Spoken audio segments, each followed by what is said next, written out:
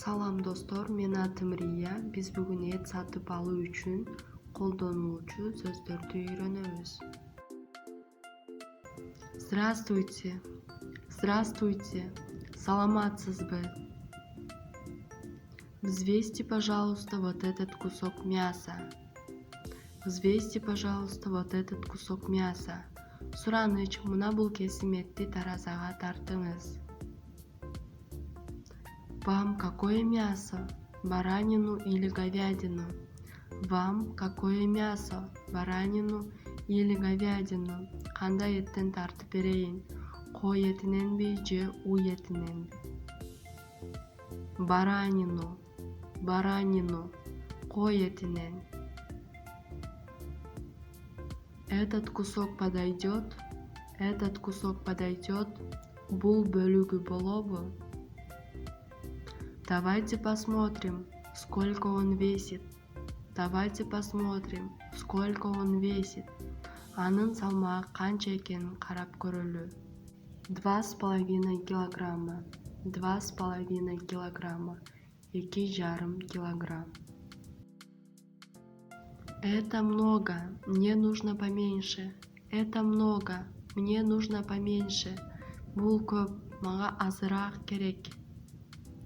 Тогда возьмите вот этот, он меньше. Тогда возьмите вот этот, он меньше. Анда муну алыңыз, ал азыраак. Взвесьте. Взвесьте, таразага тартыңыз. Здесь ровно 2 килограмма, с вас 500 сомов. Здесь ровно 2 килограмма, с вас 500 сомов. Бул жерде туура 2 килограмм. Сизден 500 сом. Платить куда? Вам или в кассу? Платить куда? Вам или в кассу? Кайсыл жакка төлөө керек? Сизгеби же кассиргеби? Касса еще закрыта. Можете заплатить мне? Касса еще закрыта. Можете заплатить мне? Касса дагы эле жабык. Мага төлөп койсоңуз болот.